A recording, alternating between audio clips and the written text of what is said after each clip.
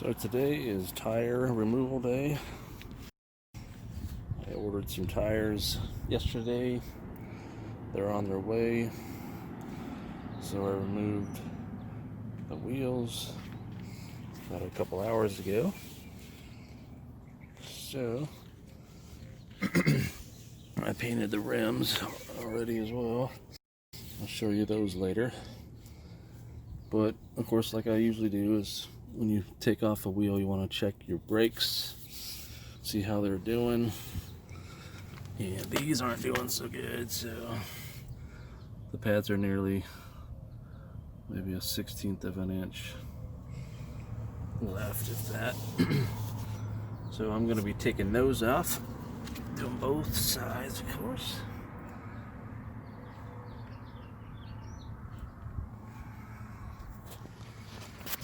So we'll be putting new pads on there.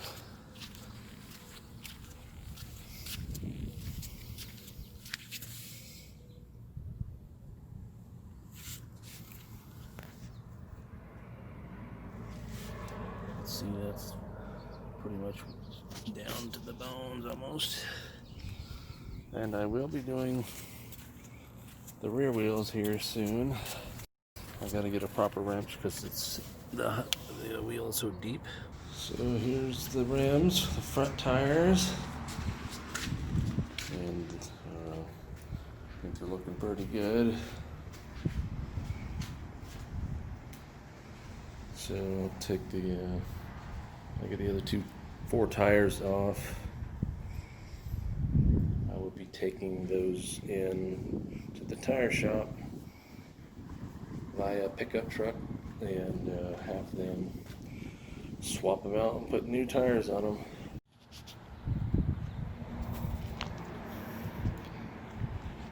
So I got the rear wheels off today, and I learned something new today.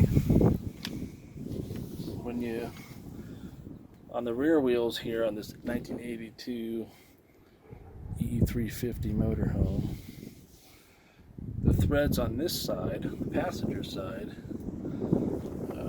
the nuts turn this way, like your normal threading. If you can see here on these studs, it says R. That means they tighten to the right. If I can get in there again, there's the R. So you turn right to tighten those.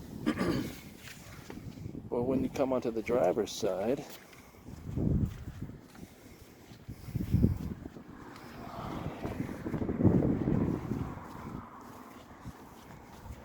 you tighten or loosen the opposite way. And on these studs, let's see if we can see it. You can see an L there. See that L?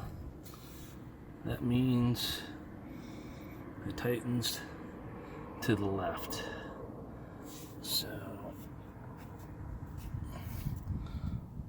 I was having a problem. See how it's loosening, turning clockwise.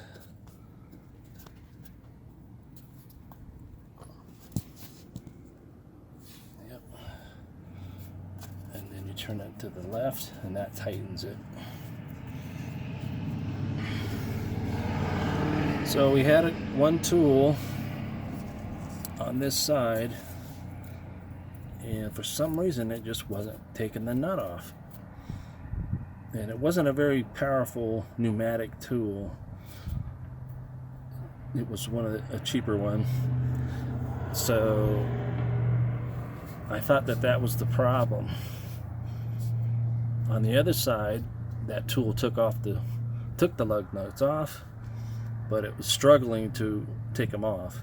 These lug nuts have been on here for probably, I think, 15 years. 13 to 15 years, because the tires are like 2003 or 2004. You can find the date on these tires, and I might show you how to do that one day. But Took a little while today, running to town, returning a tool, asking around, and went to this one tire shop, and the guy asked what year was the vehicle that I had, and he said that, you know, Ford made some of the wheels turn opposite on both sides for some, he didn't know the reason. And so I'm going to search and see if I can find out why that's the case. But we figured it out. Turned up the air pressure on the air compressor more, and it made the pneumatic ratchet work like it should work, and then turned it to turn the opposite way, and it took it right off. So now they're loose, and that's a good deal. So they'll be ready, since this can't be driven right now because the gas tank is still out of it. Taking the tires off, painting them, so forth, and I'm gonna load these in a pickup truck and then have the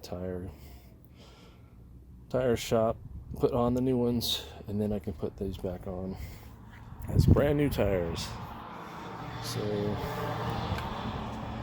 So if you ever have an older vehicle, and maybe even some of the newer vehicles, it seemed like he said something about a newer truck that Ford did the same thing to where the nuts on either side go on opposite. So this side says L. You can see it. There's that little L stamped on the end of the stud. And then on the other side was the R for right. Oh, and then I'm gonna, of course, still gotta put the brake pads on the front, and then I'm gonna do the rear drum brakes while the wheels are off. So pick those up tomorrow or Sunday. I did a little bit of wire brush on the drum there a little while ago, but so there's the R. So I'll do that. Yep, so okay. Hope you learned something new. So I'm about ready to put my brakes back together. I had to take back some brake pads because they gave me the right pads, but they gave me 4 of the same kind. In other words, there's the brakes that go on this side I didn't have. That's the inside of the brake, and then this one would be the outside. Yep. Just the ends were different. One's narrower, that one's wider, where it slides on. So I had to go back and get those. So now I also pressed these back a little bit, well, all the way yesterday. That's when I discovered I didn't have the right pads that I needed. So I took it off. What you do is you use the old brake pad, put it up against there, and then use a C-clamp, put it like that, and then you crank it, and then you just do it gently. And as you do it, bit by bit, it pushes in and gets it so you can slide the brake shoe back on. So that's what I'm going to be doing now, and try to show you as much as I can how to do it. It's pretty simple. So once you get those brake pads in, then you bring it over here, and then it rests in this. How does that go? But and it goes in here, and then down below is where you have this little piece here. showed earlier. It just slides in, tap it in, and then you bolt it in. It secures it. So, okay. I'll try to position the cameras so that you can see as much of it as possible.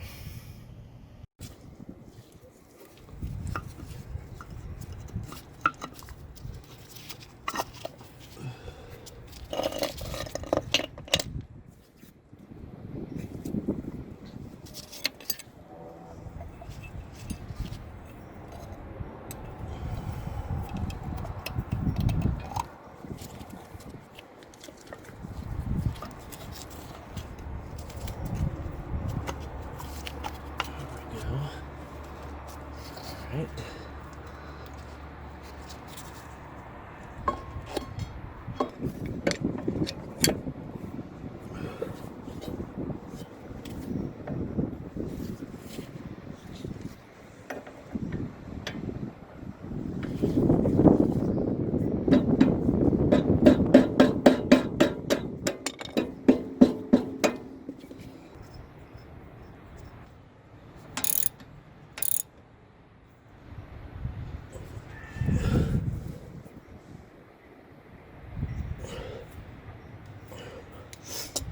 There you go. There you have it. Now I'll just do the other side now.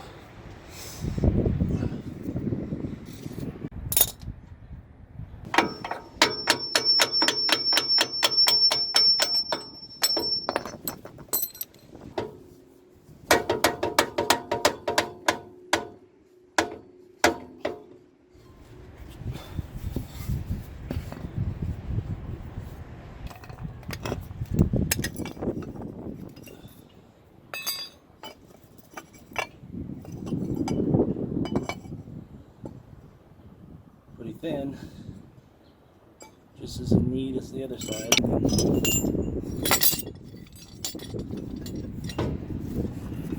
Doesn't look like it's enough.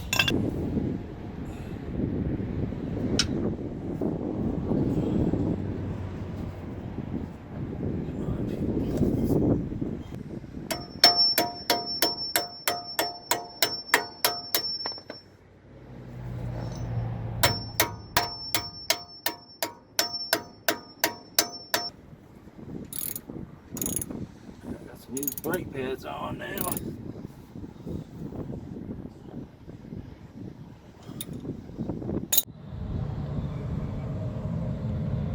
New pads are on. And soon I'll get the wheel on here next. So that's that side. And that side.